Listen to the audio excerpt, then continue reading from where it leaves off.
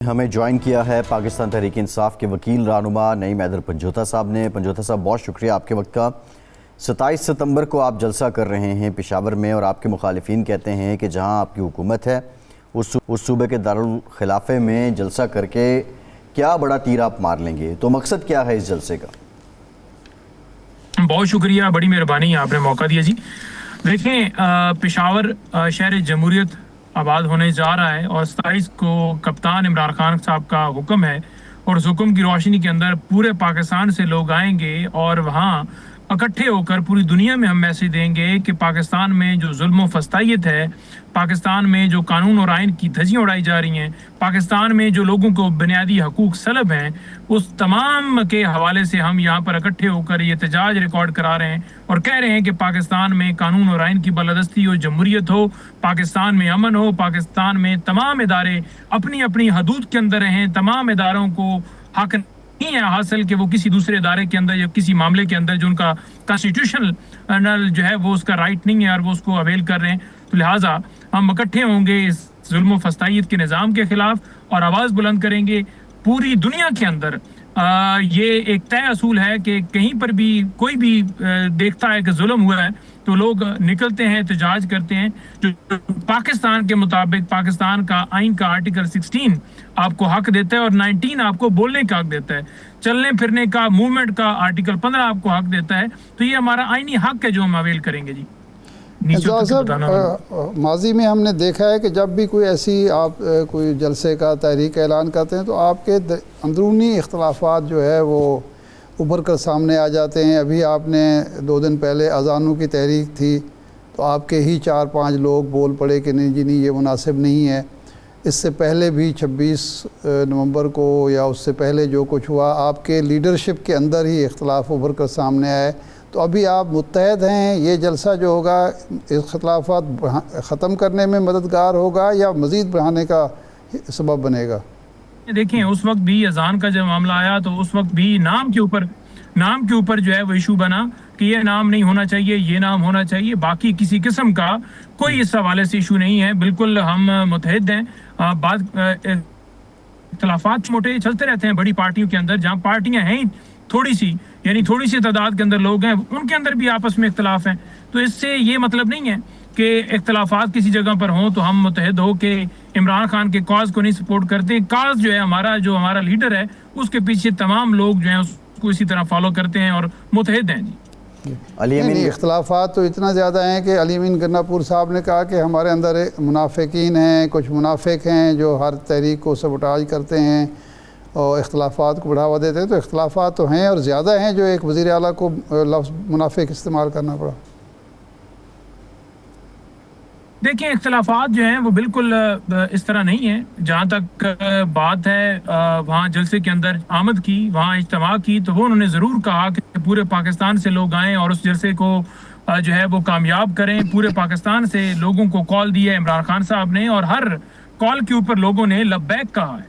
تو لاہور ہو، سنگجانی ہو یا ڈی چوک ہو یا کوئی اور جگہ ہو، آپ دیکھ رہے ہیں کہ ہر کال کے اوپر لوگ لاکھوں کی تعداد میں نکلتے ہیں۔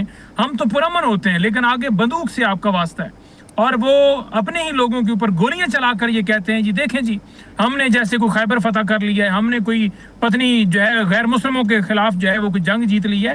اپنے لوگوں کو دبایا اس لیے جا رہا ہے کیونکہ وہ جھوٹ کا نظام قائم رکھنا چاہتے ہیں، اور جھوٹ پر جب کوئی بات کرتا ہے تو ان کو تکلیف ہوتی ہے، جو تکلیف ہوتی رہے گی۔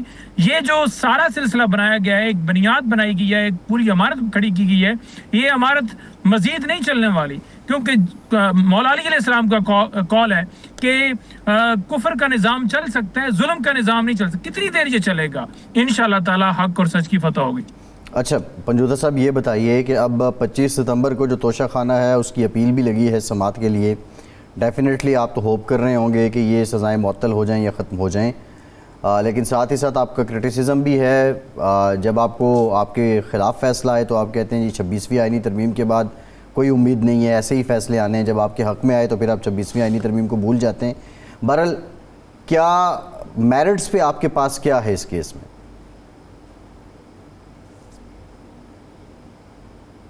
دیکھیں، اگر معاملہ دیکھا جائے تو پہلی بات یہ ہے کہ کیا یہ کیس چل سکتا تھا؟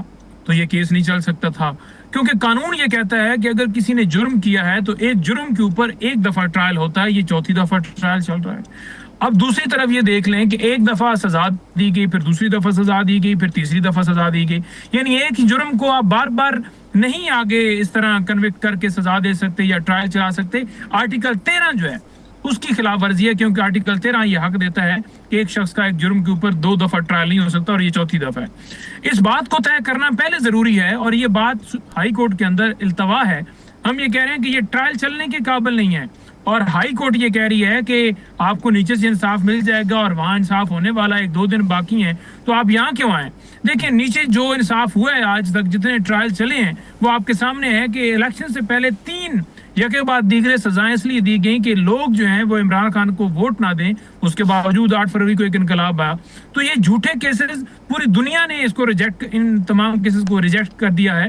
تو آپ جتنے مرضی اور بنا کے لیں، اب 9 مئی کے کیسز ان میں جی ویڈیو لنک کے ذریعے ٹرائل ہوگا۔ پہلے آپ کو عمران خان کے نام سے خطرہ تھا، ان کے پیغام سے خطرہ تھا، ان کی تصویر سے خطرہ تھا، اب جو ہے وہ کہتے ہیں کہ عمران خان کو جو میسج آ رہا ہے اس کو روکنے کے لیے ایک ویڈیو لنک کا بندوبست کیا جائے۔ جب ہم کہہ رہے تھے کہ خان صاحب پہ قاتلانہ حملہ ہوا ہے، آپ یہ ٹرائل کسی جگہ پر بھی پیشی ہے تو زوم کے اوپر ان کو شامل کر لیے جائے، لیکن زبردستی 9 مئی کو بھی مجبور کیا کہ بایو میٹرک کمرے کے اندر جائیں، اور وہاں سے پھر اغوا کیا گیا تھا۔ اسی طرح جوڈیشل کمپلیکس 18 مارچ کو حملہ ہوا، اور متعدد موقعوں کے اوپر اسی طرح عمران خان صاحب کو ذاتی حیثیت کے اندر پیش کیا گیا۔ یہ بات ہم نے سپریم کورٹ کے سامنے بھی جا کے رکھی ہے۔ دوسرا رخ تو یہ ہے کہ آپ کی جماعت للکارتی بھی تو رہی، آپ کی جماعت للکارتی رہی، زمان پارک پہنچو، وہ نہیں سنے جا رہے، اور ٹرائل کے لیے رات دن کارروائی جاری ہے۔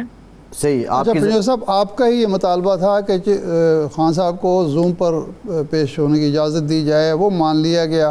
اوپن کورٹ میں ہونا چاہیے، جیل میں نہیں ہونا چاہیے، وہ بھی مان لیا گیا۔ آپ نے بائیکاٹ کر دیا جب آپ کے دونوں مطالبات مان لیے حکومت نے۔ دیکھیں یہ مطالبہ ہمارا کب تھا؟ یہ مطالبہ ہمارا اس وقت تھا جب عمران خان کے اوپر قاتلانہ حملہ ہوا تھا، اور عمران خان کو بار بار ہر روز پیش کرنے کا حکم دیا جاتا تھا۔ ایک عدالت نے وارنٹ گرفتاری جو ہیں وہ جاری کیے، 26 گھنٹے آپریشن اس وجہ سے رہا کہ عمران خان ذاتی حیثیت کے اندر پیش ہوں، لیکن اس وقت نہیں مانی کی بات ہماری۔ اب جب وہ جیل کے اندر ہیں اور جیل کے اندر سماعت چل رہی ہے، عمران خان کے پیغام کی خوف کی وجہ سے آج ویڈیو لنک والا آپشن بھی موجود ہے، انٹرنیٹ بھی بحال ہو چکا ہے۔ آج جو ہے وہ ویڈیو لنک کا قانون بھی بدل گیا، حالانکہ قانون تو وہی ہے جس کے تحت عدالت میں پیش ہونا لازم ہے، لیکن ایسی مجبوری جہاں بہت زیادہ اگلے بندے کی جان کا خطرہ ہو یا کوئی ایسا معاملہ ہو، وہاں یہ ایسی چیز صورتحال کی جاتی ہے۔ لیکن جیل کے اندر کون سا خطرہ ہے کہ وہ ویڈیو لنک کے ذریعے کہہ رہے ہیں؟ جیل کے اندر ہے نا، جیل کے اندر کون سا خطرہ ہے؟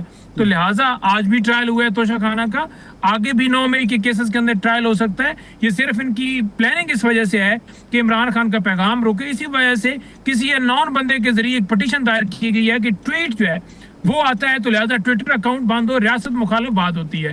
جو آج تک عمران خان پنجوتا صاحب بات تو یہ ہے، پنجوتا صاحب آپ کی جماعت کہتی ہے ہم بات چیت کرنے کو تیار ہیں، ہم معاملات ٹھیک کرنے کو تیار ہیں، لیکن اس کے باوجود جو ٹویٹر پہ سٹیٹمنٹس آتی ہیں، آپ سمجھتے ہیں کہ یہ سب ہوتے ہوئے دوسری پارٹی یا دوسرا اینڈ اتنا کمزور ہے کہ وہ آپ ایک جانب تھریٹ بھی کریں اور وہ پھر آپ سے مذاکرات بھی کریں گے؟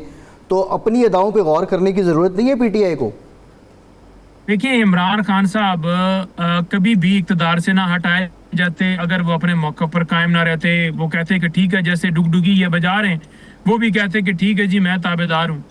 نمبر 2، جب ان کو دھمکیاں دی گئیں کہ آپ کو مار دیا جائے گا، اس وقت بھی وہ کمپرومائز کر جاتے، تب بھی ہٹ سکتے تھے۔ نمبر 3، ان پہ کیسز ان کی وائف کے اوپر، تب بھی وہ ہٹ سکتے تھے۔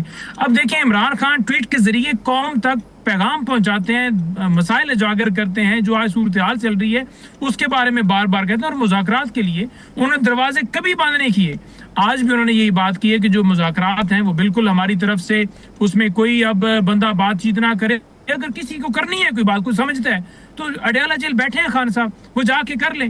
تو یہ بات نہیں ہے کہ عمران خان صاحب جو ہے وہ صرف اپنی ذات کے لیے کچھ کر رہے ہیں، وہ اس ملک کی خاطر سب کچھ کر رہے ہیں۔ جی